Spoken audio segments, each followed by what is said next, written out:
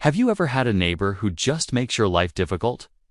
Well, let me tell you about Arthur. Arthur was a simple man. He loved his home. He loved his perfectly manicured lawn, and most of all, he loved his collection of garden gnomes.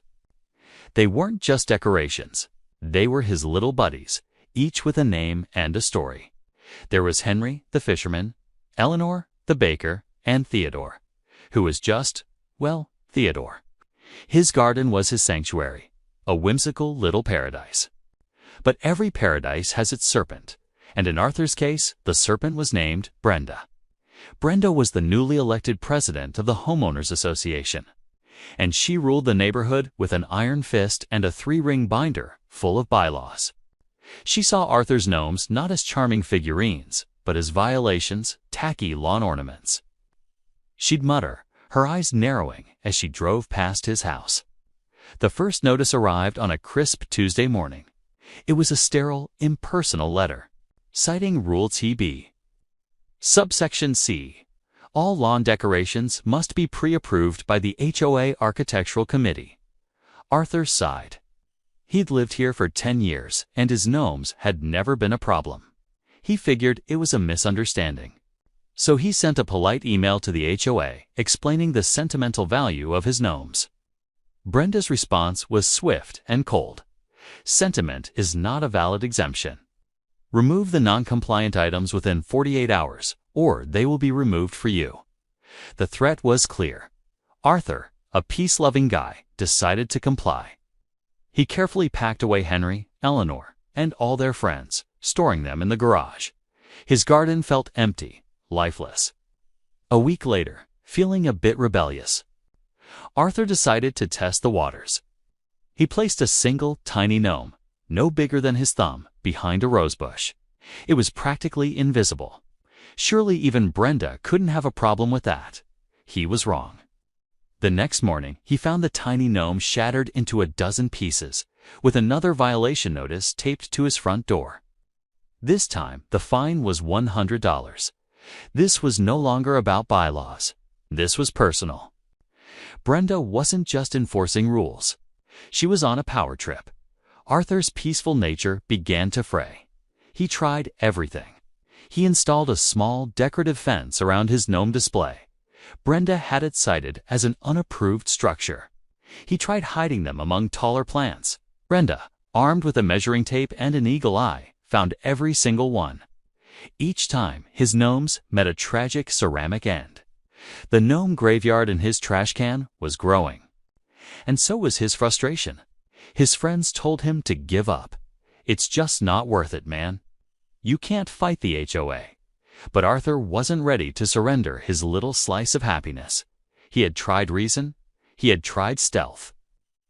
Now, it was time for a new approach. An idea began to form in his mind. An idea so absurd, so ambitious, it just might work. He wasn't just going to replace his gnomes. He was going to build the ultimate gnome, a gnome. He spent the next weekend in his garage, which now looked more like a mad scientist's lab. He bought bags of reinforced concrete, steel rebar, and industrial-grade epoxy. He sketched out blueprints. This wouldn't be just any gnome. This would be a monument. He welded a steel skeleton, a sturdy frame that would be the gnome's heart and bones. He mixed the concrete, pouring it carefully into a custom-made mold he'd built around the frame. The gnome was massive, standing a proud 4 feet tall. Arthur worked on the details with the focus of a Renaissance sculptor. He gave him a cheerful, defiant smile and a fishing rod, a tribute to the original Henry. He painted him in bright, classic colors, making him look just like a regular, oversized garden gnome you might buy at a store. But beneath that cheerful exterior was a fortress. The base of the gnome was a solid block of concrete and steel that extended 3 feet down into the ground. This gnome wasn't just placed on the lawn. It was anchored to the very earth itself. He christened him Titan. With the help of 2 friends and a rented engine hoist, Arthur installed Titan in the center of his front yard, right where everyone could see him. It was a declaration of war. He then set up a hidden camera, aimed directly at the new gnome. He knew Brenda wouldn't be able to resist. The very next morning, the trap was sprung. Brenda's sedan screeched to a halt in front of Arthur's house. She stomped out, clipboard in hand, her face a mask of pure indignation. She saw Titan, and her eyes went wide with fury. She marched up to the gnome and gave it a shove. Nothing. She pushed harder, grunting with the effort. The gnome didn't budge. It was like trying to push over a pyramid. Confused, she tried to lift it. Her face turned red as she strained, her heels digging into the grass. Titan remained perfectly, cheerfully still. Defeated for a moment, she retreated to her car and returned with a crowbar from her emergency kit. This was it, the moment of truth. Brenda jammed the crowbar under Titan's base and pulled with all her might. There was a loud metallic clang as the crowbar hit the steel-reinforced concrete. The only thing that moved was Brenda, who stumbled backward when the crowbar slipped. She tried again, from a different angle. Clang! She started whacking the gnome with the crowbar, her composure completely gone.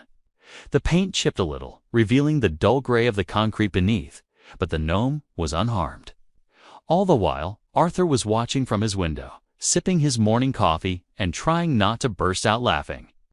Neighbors started to emerge from their homes, drawn by the commotion. They saw the HOA president, red-faced and panting, waging a losing battle against a giant, smiling garden gnome. The sight was so ridiculous. A few people started recording on their phones. Finally, utterly defeated, Brenda threw the crowbar down in disgust. She gave Titan one last hateful glare, shot a venomous look at Arthur's window, and stormed back to her car, peeling out down the street. The video Arthur captured went viral in the neighborhood's online group. The HOA was flooded with emails not supporting Brenda, but defending Arthur's right to have a gnome. The board called an emergency meeting. Faced with undeniable video evidence of their president attempting to destroy private property, and the overwhelming support for Arthur, they had no choice. Brenda was quietly removed.